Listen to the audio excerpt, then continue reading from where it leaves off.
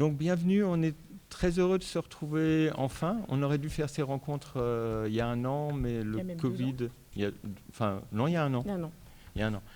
Mais avec les confinements à répétition, on avait reporté. Et donc enfin, on peut se retrouver. Donc d'abord, je tiens à remercier l'ENSAT qui nous accueille dans ces bâtiments, avec Christine Richier, responsable pédagogique de la formation Lumière, et qui est également membre du bureau de l'UCL, Laurent Gutmann, le directeur de l'ENSAT, le personnel de l'ENSAT qui nous a beaucoup aidés de ces jours derniers et aujourd'hui, et les étudiants de l'ENSAT qui nous ont aidés à faire toute l'installation. Je remercie également les partenaires de cette journée qui se sont associés à nous pour l'organisation. Le programme de recherche Lumière de spectacle au CEAC de l'Université de Lille, donc Véronique Perruchon a créé.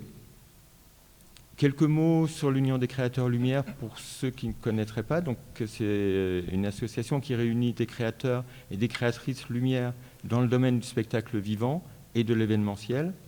Elle a été fondée en 2009 par Fabrice Québourg, Marie Nicolas, Stéphanie Daniel et Laurent Béal pour d'abord que les créateurs Lumière et les créatrices Lumière se rencontrent et puissent partager les questions, les recherches dans le domaine de la lumière, bien sûr, et de la création artistique, mais aussi sur toutes les questions de droit du travail dont on va parler au cours de cette journée aussi.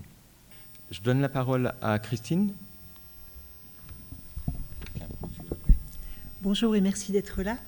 Déjà, j'aimerais vous remercier et vous souhaiter la bienvenue au nom de Laurent Gutmann et Géraldine Mercier, notre directeur et notre directrice des études. Ils ne pouvaient pas être avec nous pour l'ouverture, mais ils passeront dans la journée. Voilà, donc l'ENSAT forme en 3 ans des concepteurs lumière. C'est une formation qu'on a ouverte il y a une vingtaine d'années, qui est évidemment en perpétuelle évolution. Et les grosses questions, comme dans la plupart des écoles aujourd'hui qui forment aux arts du spectacle, c'est comment intégrer la formation aux technologies avancées et à tous les nouveaux médias que l'on a aujourd'hui. Donc c'est un master en 3 ans, c'est-à-dire qu'il y a une année de pré-master. Et on est la seule école aujourd'hui en Europe à proposer une formation à la conception lumière en 3 ans. Il existe un diplôme en 2 ans en Angleterre. Il existe ensuite des formations de niveau de bac plus 3, des DMA, des BTS, des licences, etc. Mais en conception lumière, c'est vrai que pour le moment en Europe, à part l'Autriche et la République tchèque où il y a un département, dans la plupart des écoles, et on peut noter que la formation à la lumière, c'est en fait une branche de la scénographie. Donc ce sont des études de scénographie dans presque tous les pays d'Europe et même du monde. À l'intérieur d'études de scénographie, on peut éventuellement se spécialiser en lumière où il y a un petit B.A.B.A. qui est donné.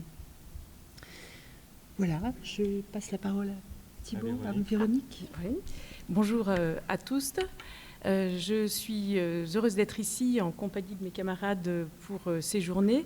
Je voudrais juste dire un petit mot du point de vue universitaire pour dire que les 2 domaines dont nous allons parler aujourd'hui, la scénographie et la lumière, n'ont pas bénéficié dans les études et les recherches universitaires et la formation universitaire de la même place ni de la même attention. La scénographie, elle était particulièrement bien dotée grâce à Marcel Fredfond, notamment, je pourrais citer Jean Chollet aussi, véritable militant de la formation et à ses émules, bien sûr, à l'école d'architecture de Nantes, et ce depuis les années 90. Donc la scénographie a trouvé sa place à l'université, des thèses, des ouvrages, des productions ont été faites à ce niveau-là. La lumière, en revanche, parents pauvres, a vu une première tentative de percer dans les années 80, notamment grâce à Denis Bablet et Georges Banu, et cette percée s'est éteinte au profit à la fois de la scénographie, mais aussi à la grande gagnante du moment, les nouvelles technologies. Donc la lumière est restée dans un champ, est restée dans l'ombre, et en revanche, elle s'est développée dans le domaine de la professionnalisation.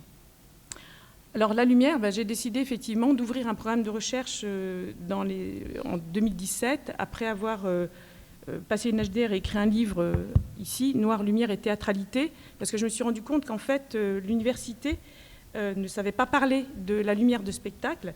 Et j'ai invité donc Cristina Grazioli de l'Université de Padoue, professeure ici présente. Et je dirige aussi maintenant le programme, nous le dirigeons avec Antonio Palermo, docteur de cette formation. Donc la formation a pour mission de créer et de promouvoir la culture universitaire de la lumière, du spectacle vivant, à partir de sa dimension artistique, mais en abordant les aspects techniques et historiques qui l'accompagnent. Actuellement, parmi les 9 thèses que j'évoquais du programme sous ma direction, 2 ont déjà été soutenues, les autres sont en cours avec des sujets extrêmement variés rattachés aux axes, 6 axes du programme que vous trouverez également sur le site. Thibaut. Alors, bonjour à tous. Alors, je suis très heureux de voir nos échanges entre l'UDS et l'UCL se concrétiser au-delà des échanges qu'on a pu avoir pendant les périodes de confinement sur des aspects juridiques, administratifs. Et enfin, on échange aussi sur des sujets artistiques et sur la complicité entre le scénographe et le créateur lumière, qui sont des sujets importants et essentiels justement pour pouvoir faire évoluer nos processus de création dans une époque de mutation qui sont importantes. Et ça permet aussi, j'espère, en tout cas, de ces journées de confronter nos rêves, nos envies, de se rendre compte des obstacles, des dynamiques, des contraintes, et voilà, et de voir comment on peut avancer, continuer à avancer ensemble. Merci Thibaut.